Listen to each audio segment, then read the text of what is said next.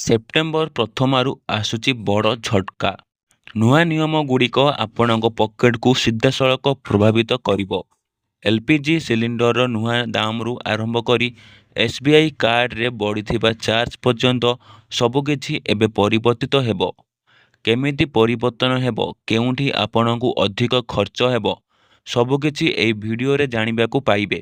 ତା ପୂର୍ବରୁ ଆପଣ ଯଦି ଆମ ଚ୍ୟାନେଲକୁ ପ୍ରଥମ ଥର କରି ଆସିଥିବେ, ଚ୍ୟାନେଲକୁ ସବସ୍କ୍ରାଇବ୍ କରିବା ସହ ଭିଡ଼ିଓକୁ ବହୁମାତ୍ରାରେ ସେୟାର କରିବାକୁ ଜମାରୁ ବି ଭୁଲନ୍ତୁ ନାହିଁ ଏବଂ ଭିଡ଼ିଓକୁ ମାତ୍ର 20ଟି ଲାଇକ୍ କରିବାକୁ ଜମାରୁ ବି ଭୁଲନ୍ତୁ ନାହିଁ।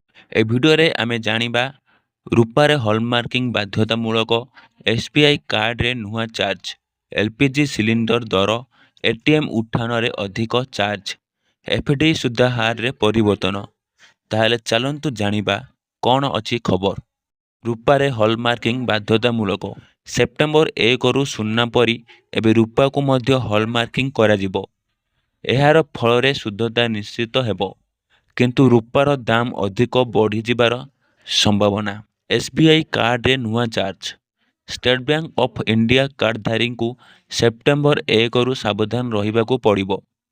ଅଟୋ ଡେବିଟ୍ ଫେଲ୍ ହେଲେ 2% ଜରିମାନା। ଅନ୍ତର୍ଜାତୀୟ ନେଣଦେଣ, ଇନ୍ଧନ କ୍ରୟ, ଅନଲାଇନ୍ ସପିଂ ସବୁରେ ଅତିରିକ୍ତ ଚାର୍ଜ ଲାଗିବ। ରିୱାର୍ଡ ପଏଣ୍ଟରେ ମୂଲ୍ୟ ମଧ୍ୟ କମିଯିବ। ଏଲ୍‌ପିଜି ସିଲିଣ୍ଡର ଦର। ସେପ୍ଟେମ୍ବର 1ରେ ଏଲ୍‌ପିଜି ସିଲିଣ୍ଡରର ନୂଆ ଦର ଘୋଷଣା ହେବ। ଯଦି ଦାମ ବଢ଼େ ତେବେ ଘରୋଇ ଖର୍ଚ୍ଚରେ ଅଧିକ ଭାର, ଯଦି କମେ ତେବେ ପରିବାରକୁ ମିଳିବ ସ୍ୱାସ୍ଥ୍ୟ। ଏଟିଏମ୍ ଉଠାଣରେ ଅଧିକ ଚାର୍ଜ। ମାଗଣା ଏଟିଏମ୍ ଉଠାଣ ସୀମାକୁ ଅତିକ୍ରମ କରିଲେ ବ୍ୟାଙ୍କଗୁଡ଼ିକ ଅଧିକ ଚାର୍ଜ କାଟିବ। ତେଣୁ ଏବେ ଡିଜିଟାଲ ପେମେଣ୍ଟ ବ୍ୟବହାର ବଢ଼ାଇଲେ ହେବ ସମାଧାନ। ଏଫ୍‌ଡି ସୁଧ ହାରରେ ପରିବର୍ତ୍ତନ। ଅନେକ ବ୍ୟାଙ୍କ ସେପ୍ଟେମ୍ବରରେ ନୂଆ ଏଫ୍‌ଡି ସୁଧ ହାର ଘୋଷଣା କରିବ। ବର୍ତ୍ତମାନ 6.5%ରୁ 7.5% ପର୍ଯ୍ୟନ୍ତ ରହିଛି, କିନ୍ତୁ ଅନୁମାନ କରାଯାଉଛି ଯେ ହାର କମିପାରେ। ତେଣୁ ସେମାନେ ଏଫ୍‌ଡି କରିବାକୁ ଭାବୁଛନ୍ତି, ସେମାନେ ଶୀଘ୍ର କରିଦେଲେ ଲାଭ।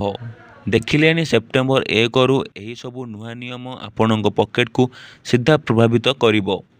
ଏଲ୍‌ପିଜି, ଏସ୍‌ବିଆଇ କାର୍ଡ, ଏଟିଏମ୍ ଓ ଏଫ୍‌ଡି କୌଣସିଟାରେ ଆପଣଙ୍କୁ ସବୁଠାରୁ ଅଧିକ ଝଟକା ଲାଗିବ?